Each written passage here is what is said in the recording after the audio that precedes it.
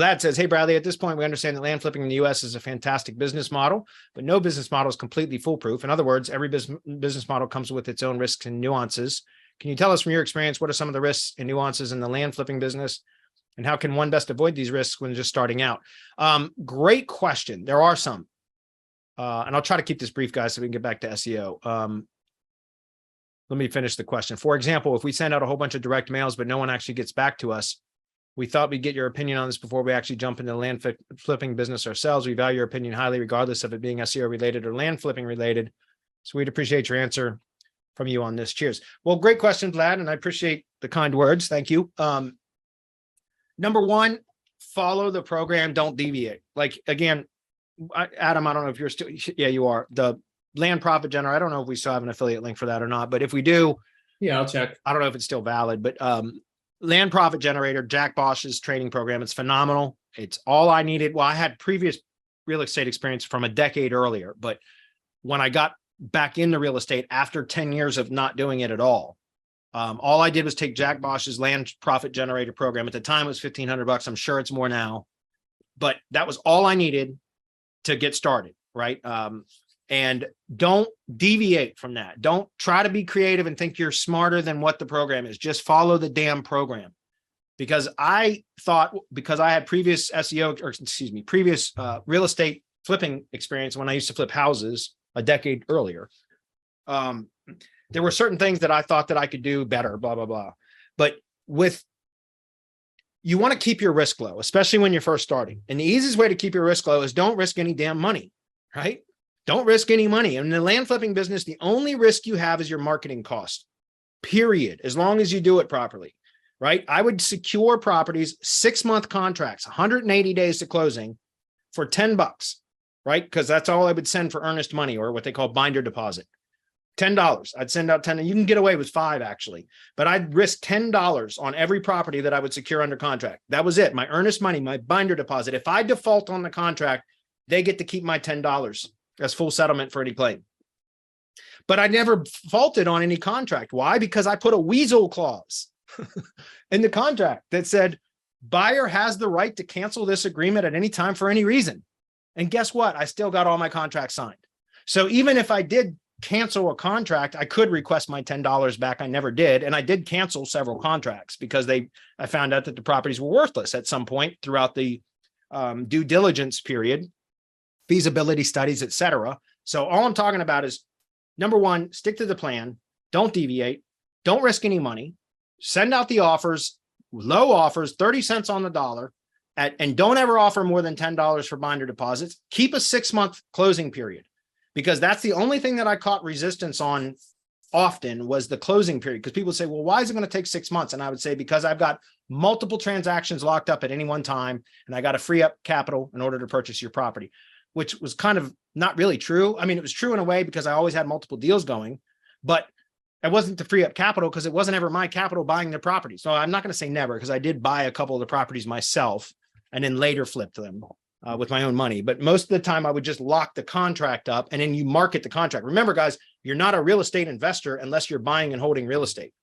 You're a real estate marketer, not an investor. You're a marketer. When you're flipping contracts, all you're doing is securing a property through marketing. You secure a property, lock it up under contract, and then you market the contract. You're selling the contract, not the property. Do you understand? So all you're doing is marketing. So that's why I thought, in this, because of my SEO experience, I thought, man, I can crush it in this business because of SEO. And sure enough, I was able to get results with SEO even without even trying, to be honest with you. But that's not the best way to generate leads. So to get back to your question, and we're going to get back to SEO, guys, I'm going to move on, I promise. Number one, stick to the plan. Don't deviate. Don't try to be creative. Just get good at flipping land with zero risk other than your time and your marketing costs, right? Number two, like one of the things that I thought was, well, hey, if I can get locked this property up under contract that has no perk test, which means soil test to see if it's suitable for a drain field, things like that. There are certain things that have to, like surveys. That's another thing, getting surveys, things like that. If a lot of the times when you lock a property up under contract, they don't have these things in place, what they call perk test or feasibility studies, surveys, things like that. They don't have them in place. if you pay out of pocket, risk your own money to get those things done, that makes the property more marketable, more valuable. You can raise the price, which means you can increase your profitability. But now you're risking your money, because what happens if that seller backs out of the contract? Now you've lost your money. Ask me how I know. Because I did that. I thought, well, I'm going to be smart here and I'm going to increase the value of these properties and by the way, I was successful doing that many times. I risked my own money on surveys, perk tests, et cetera. And I'd put anywhere between $1,500 to maybe $3,000 into a property that I didn't even own. I was contract owner, but I would risk up to, like I said, as much as $3,000 on getting these things done so that I could continue to market the property now with the survey, or it perks for a 2-bedroom or 3-bedroom, 2-bath house or whatever. That makes it more valuable. I can increase my selling price and therefore my margins are increased. However, if the seller backs out or decides they're not going to sell you the property, now you've just lost that money. Now you can put a clause in the contract that states that if they default or they back out, that they're going to be responsible for those costs. Once I started including that clause, because I had sellers back out after I spent money, occasionally I would catch grief on that clause, but I would still say, well, I'm sorry, then, we could strike that out if possible. If I felt like the deal was solid enough that I could strike that clause out, we would.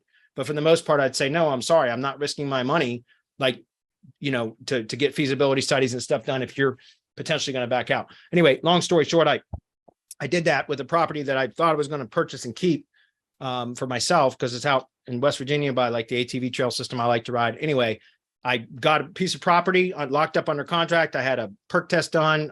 I had a excavator come out because it was on the side of a mountain and he had to do a bunch of digging to find a spot that would be suitable for a drain field and all this other kind of stuff. And I spent about $3,000.